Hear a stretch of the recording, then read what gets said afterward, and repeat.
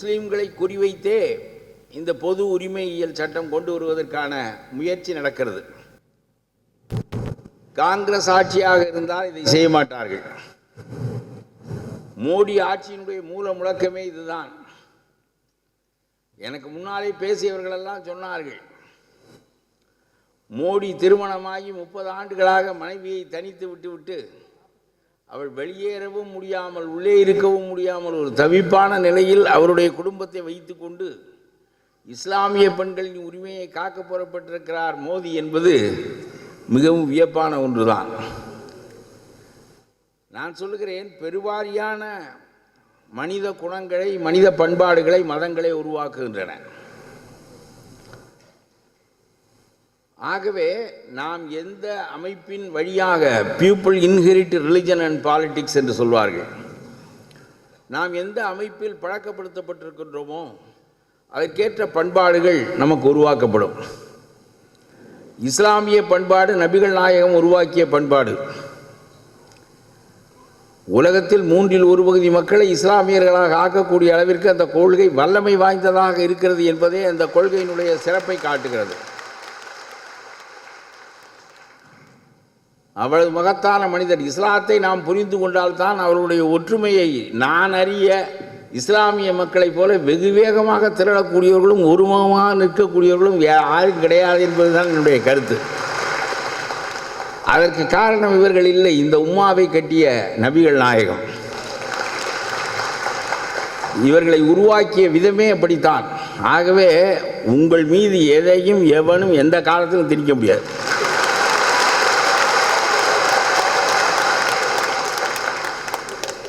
நீங்களும் உங்களை நினைத்தபடியெல்லாம் மாற்றிக்கொள்ளவும் முடியாது.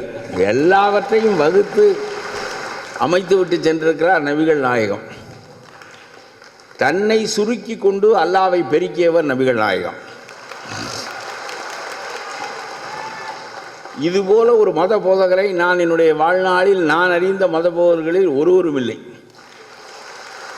பெரும்பான்மையான மத போதகர்கள் கடைசியில் கடவுளாக ஆகிவிடுவார்கள். முதலமைச்சர்கள் எல்லாம் கடவுளாகின்ற போது மத போதகர்கள் ஆனால் என்ன?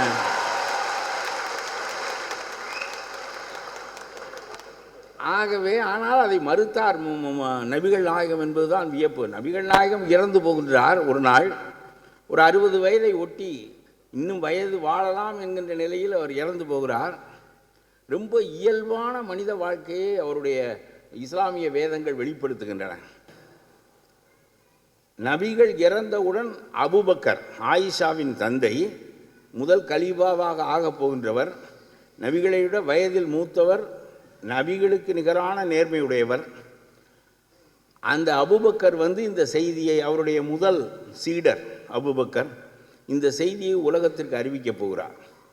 இஸ்லாமியர்களெல்லாம் நபிகளுக்கு என்ன ஆகிவிட்டதோ என்று கூடியிருக்கின்ற அந்த நிலையில் ஒரு மேடையில் ஏறி நின்று, நாற்காலியில் ஏறி நின்று அபூபக்கர் பேசுகிறார். நபிகளின் மறைவை 3 வரிகளில் சொல்லுகிறார். உலகத்தில் இவ்வளவு மகத்தான மனிதனுடைய இறப்பு என்பது பல மணி நேரங்கள் பேசப்பட்டு, புகழப்பட்டு, பாராட்டப்பட்டு, அழுகை உப்பாரிகளுக்கு இடையே இவையெல்லாம் நடந்துதான் நான் பார்த்திருக்கிறேன். ஆனால் 3 வரிகளில் அந்த இறப்பு செய்தி தெரிவிக்கப்படுகிறது. முதல் வரியிலே சொல்லுகிறார், இதற்கு நிகரான ஒரு கவிதையை நான் படித்ததில்லை. நபிகள் இறந்து விட்டார், முகமது இறந்து விட்டார். அவர் நபிகள் என்று கூட சொல்லவில்லை. முகமது இறந்து விட்டார், அல்லாஹ் இறப்பற்றவர், ஆகவே அல்லாவே வணக்கத்திற்குரியவன். அவ்வளோதான், முடிஞ்சுக்கே இறங்கிட்டார்.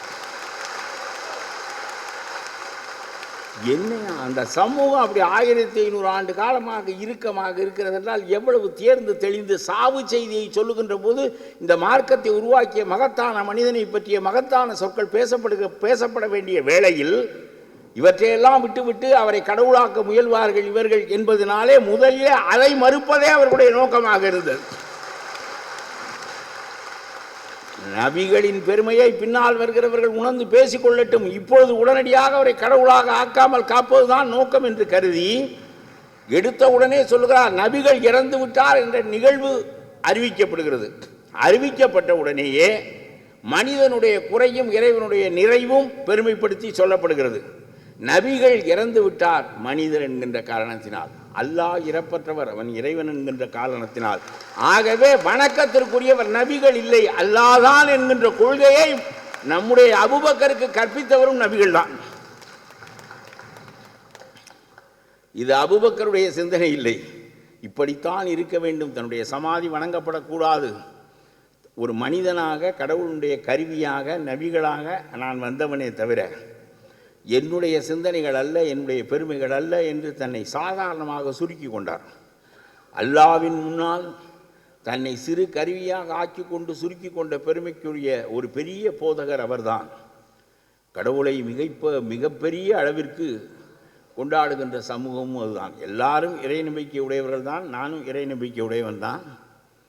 ஆனாலும் கூட இறைவனின் பேராலே அளவற்ற அருளாளனும் நிகரற்ற பெருந்தகையுமான அல்லாவின் பேரால் எதையும் தொடங்குங்கள் என்று உங்களுடைய குர்ஆன் தொடங்குகிறதே, இதை நீங்கள் அளவற்ற அருளாளனின் பேரால் தான் எல்லா செயலையும் நீங்கள் செய்வீர்கள் என்றால், உயிருக்கு போராடுகின்ற ஒருவனை காப்பாற்றுவதை அல்லாவின் பெயரால் செய்ய முடியும், ஒருவனுடைய உயிரை எடுக்கின்ற பணியை அல்லாவின் பெயரால் செய்ய முடியாது. ஆகவே அல்லாவின் பெயரால் தொடங்குவது என்று ஆகிவிட்டால் பிறகு பிழை செய்வதற்கு வேலையே இல்லை. எப்படி ஒரு முதல் வரி அதுவே உங்களை பிடித்து ஒரு உலுக்கு உலுக்கிவிடும். அவ்வளவு எனக்கு ரொம்ப இஸ்லாத்தில் பிடித்தது ஒன்று உண்டு. ஒரு அண்ணாமலை என்கின்ற இளைஞன் உண்ணாமலை என்கின்ற பெண்ணை காதலிக்கிறான் என்று வைத்துக் கொள்ளுங்கள். அவன் எப்படி பேசுவான் என்றால், உண்ணாமலை, நாளை மாலை நாளை இரவு உன்னை கூட்டிக் கொண்டு நான் ஓடுவேன். நாளை மறுநாள் எங்காவது ஒரு இடத்தில் திருமணம் செய்து கொள்ளலாம். உன்னை நான் காதலிப்பதையோ மணப்பதையோ உலகத்தில் யாராலும் மறிக்க முடியாது. கடல் சீறினாலும் கொந்தளித்தாலும், பூகம்பம் ஏற்பட்டாலும், எரிமலை வெடித்தாலும், நாளை உன்னை கைப்பிடிப்பேன், நாம் இருவரும் சேர்ந்து ஓடப்போகிறோம், நாளை மறுநாள் நமக்கு திருமணம் என்று அண்ணாமலை உண்ணாமலையிடம் சொல்லுவான். இதே காரியத்தை அப்துல் காதர் செய்கிறான் என்று வைத்துக் கொள்ளுங்கள். அவன் பாத்திமாவிடம் எப்படி பேசுவான் என்றால், பாத்திமா, நாளை மாலை நான் உன்னை இன்ஷா அல்லாஹ் உன்னை கைப்பிடிப்பேன்.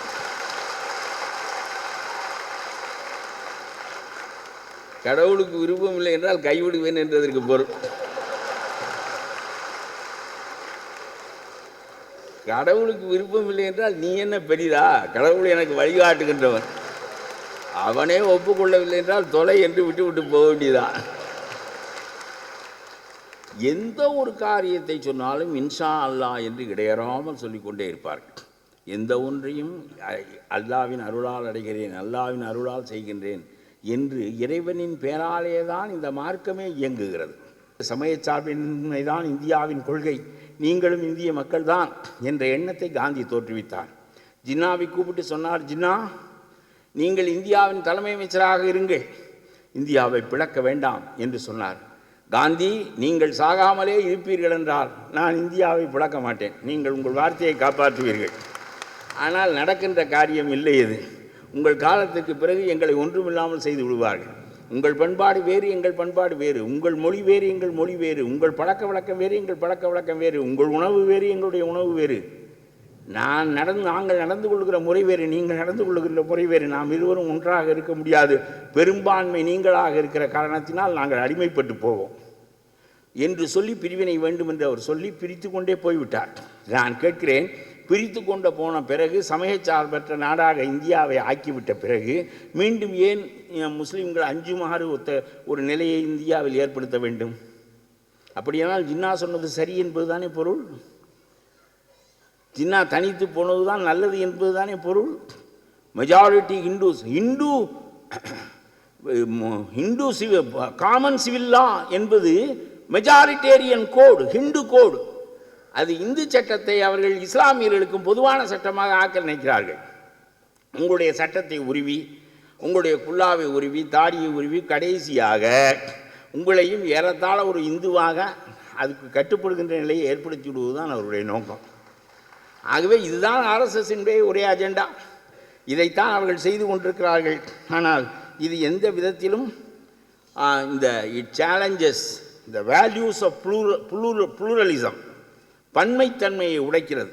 இவையெல்லாம் மோசமானவை என்று சொல்லி கடைசியாக இந்த சட்டம் ராஜீவ்காந்தி காலத்தில் காங்கிரஸ் என்ன செய்வது என்று புரியாமல் சுப்ரீம் கோர்ட் தீர்ப்பை ஒப்புக்கொள்வதா ஷாபானு வழக்கில், அல்லது அதையே சட்டமாக இருந்து விடும்படி விட்டு விடுவதா, இதில் போய் கை வைப்பது என்பது தேன்கூட்டில் கை வைப்பது போல என்று அஞ்சி இருந்த நேரத்தில் முஸ்லீம்கள் ஒருமைப்பட்டு நின்றார்கள். 3 மாநிலங்களில் காங்கிரஸ் கட்சி முற்றாக தோற்கடிக்கப்பட்டது. முஸ்லீம்கள் பெருவாரியாக இருந்த மாநிலங்களில், ஊபி போன்ற மாநிலங்களில் முற்றாக காங்கிரஸ் துடை தெரியப்பட்டது. பயந்து விட்டார் Rajiv Gandhi. You wanted to send a message to Rajiv Gandhi, he received it. உடனே பார்லிமெண்ட்டை கூட்டினார்.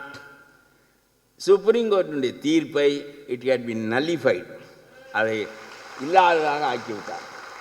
நீங்கள் அல்லாவின் பேரால், நபிகளின் பேரால் ஒரு செய்தியை அனுப்பினீர்கள். அந்த செய்தி இவ்வளவு அழுத்தத்திற்கு பிறகு ராஜீவ்காந்தியால் புரிந்து கொள்ளப்பட்டது. புரிந்து கொள்ளப்பட்டு சுப்ரீம் கோர்ட் தீர்ப்பு செல்லாது, அவர்கள் அளித்த தீர்ப்புக்கு மாறாக புதிய சட்டம் செய்யப்பட்டது. இஸ்லாமியர்கள் தங்களுடைய போக்குகளுக்கு ஏற்ப தங்களுடைய வழிமுறைகளை தாங்களே தேர்வு செய்து கொள்ளக்கூடியவர்கள். இந்த ஜீவனாம்ச முறை இஸ்லாத்திற்கு உரியதில்லை, அந்த ஷரியத் சட்ட முறை பின்பற்றப்படும் என்று ராஜீவ்காந்தி பாராளுமன்றத்தில் சட்டம் செய்தார். ஆமாம், அந்த சட்டத்திற்கு பிறகு மீண்டும் பாதுகாப்பு ஏற்பட்டுவிட்டது. இப்பொழுது மீண்டும் அதே வேலையை புற்றுக்குள் கையை விட்டு பாம்பு இருக்கிறதா என்று பார்க்கிறார்கள். இப்பொழுது மீண்டும் அதே சட்டத்தை அவர்கள் கொண்டு வருவதற்கு முயல்கிறார்கள். நான் சொல்லுகிறேன், ஏற்கனவே ஒருவன் கையை விட்டான், கையை விடாமல் பேசாமல் இருந்தால் அதை பாம்பு கொத்தி விட்டது. இப்போ நீ கையை விட்டால் கண்டிப்பாக கொத்தும். என்ன செய்தாலும் அல்லாவை விட இந்த நாடும் பெரியதில்லை, மோடியும் பெரியதில்லை, யாரும் பெரியதில்லை.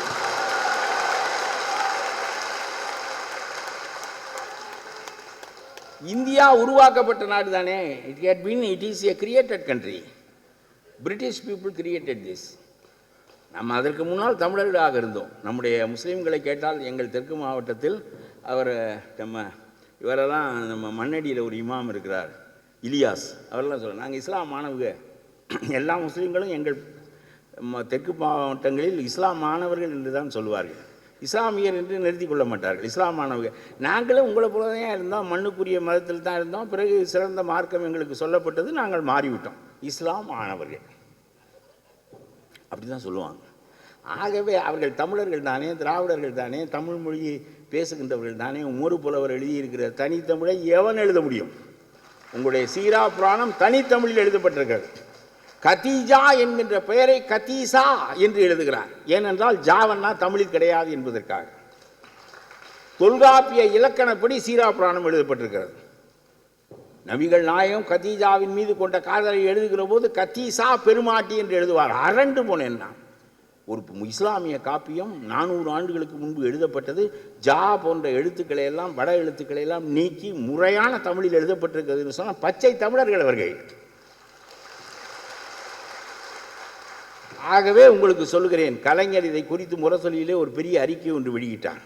ஜாதிகள் தோறும் நாகரிகங்கள் பலவாக இருக்கின்ற போது ஒரு நாகரிகத்திற்குள் கொண்டு வர வேண்டும் என்று நீங்கள் முயல்வது என்பது சரியானதில்லை என்று சொல்லி இஸ்லாமியர்களுக்கு ஆதரவாக இந்த பொது உரிமையியல் சட்டத்தை எதிர்த்து கலைஞர் ஒரு மிகப்பெரிய கடிதம் ஒன்றை உடன்பிறப்புக்கு எழுதினார். கடைசியாக ஒரே ஒரு வார்த்தை, இஸ்லாமியனுக்கு மட்டும் மனமுறிவு உரிமை இல்லை, பெண்ணுக்கும் இருக்கிறது குலா. இவனுக்காவது 3 தடவை 3 மாதம் சொல்ல வேண்டும். நான் அறிந்த வரையிலும் ஒரு தரம் தலாக் பிடிக்கவே இல்லை என்று யாரும் அவர் சொன்னது போல விவாகரத்தெல்லாம் செய்வதே இல்லை. 4 பெண்டாட்டி கட்டி கொள்ளலாம் என்பது ஒருத்தனுக்கு தோன்றிவிட்டால் 40 பெண்டாட்டி கட்டினாலும் அடங்காது. இது என்ன, யாரும் 4 பெண்டாட்டி கட்டுறதில்லை. இஸ்லாத்தில் அவ்வளவு பொண்ணாக இருக்கான்னு கேட்குறேன்னா, உலகம் பூராவும் 1000 ஆணுக்கு 930 பொண்ணு தான் இருக்கா. சீனாவிலையும் அதான் நிலைமை, இந்தியாவிலையும் அதான் நிலைமை, இஸ்லாத்துலையும் அதான் நிலைமை. இருக்கிறதுலே 3/4 வீசம் பொண்டாட்டி தான் இருக்கா. காவியசம் பொண்டாட்டிக்கு சிரமமாக இருக்குது. கொஞ்சம் பேர் 35 வயசு வரலும் கல்யாணம் ஆகாமல் இருக்காங்க. ஒன்றும் கிடையாது, ஒன்றும் கிடையாது. அப்புறம் சும்மா 4 பேர் கட்டு, 4 பேர் கட்டுனா 4 பேரை கட்டினா 3 பேர் சும்மா அடக்கணும். அப்புறம் அது நபிகள் ஏன் சொன்னார்னா, இனக்குழுக்களின் சண்டைகள் நிறைய சவுதி அரேபியாவில் நடந்து கொண்டிருந்த போது ஏராளமான பேர் இந்த போரில், இஸ்லாத்தை வடிவமைக்கின்ற அந்த போரில் இறந்து போனார்கள். நாடு முழுவதும் பெண்களாக இருக்கிறார்கள், ஆண்கள் இல்லை, இளைஞர்கள் இல்லை. ஒரு ஆணுக்கு 4 பெண் இருந்தாள். நபிகள் அதை சிந்தித்து பார்க்கிறார். ஒருவனுக்கு ஒருத்தி என்கின்ற சங்ககால தமிழ் கொள்கையை இஸ்லாமியர்களுக்கு கற்பித்தால் 3 பொம்பளை சும்மா தெரிய வேண்டியதான். ஒரு பொம்பளைக்கு தான் வாழ்வு கிடைக்கும். அதனால் இருக்கிற அமைப்பை பொறுத்து ஒரு ஆண் 4 பேரை கட்டிக்கொள்ளலாம். 1:4 என்ற கருத்தை அவர் அன்றைய காலத்துக்கு வடிவமைத்தார். அந்த உரிமையை அப்படி எது நபிகள் சொன்னாலும் மாற்றி அமைக்கப்பட முடியாது. அது அல்லாஹ்வின் சொல். ஆகவே அது அப்படியே இருக்கும். ஆகவே அதுக்காக 4 பொம்பளைக்கு எங்கே போவான்னு கேட்குறேன். சும்மா இந்த பேச்செல்லாம் பேசக்கூடாது. கட்டிக்கலாம், எவனா ஒருத்தர் 2 பேர் கட்டிக்குவேன் அந்த உரிமையை பயன்படுத்தி. மற்றவெல்லாம் சும்மா கட்டின பொண்டாட்டியோடு தான் அவள் கிளவி ஆனாலும் அவளை தான் வச்சுக்கணும் வாழ்க்கை நடத்திக்கிட்டு இருக்கேன். அப்புறம் பிள்ளைய பிறந்துடும், ஒரு விருப்பம் ஏற்பட்டுரும், குடும்ப பொறுப்பு வந்துடும். நம்ம வீட்டு பிள்ளை அவளை கல்யாணம் பண்ணி கொடுக்கணும், மகளை கரையேற்றணும், இப்படியெல்லாம் தோணுமே தவிர ஒரு சின்ன குட்டியாக பிடிப்போம் அப்படின்னு தோணுமா? அதெல்லாம் இதெல்லாம் சும்மா பேச்சுக்கு சொல்கிறது. 4 பேரை கட்டிக்கலாம்னு உரிமை இருக்கே இதை நினைச்சே செத்து போயிடுவாங்க போல இருக்குவீங்க.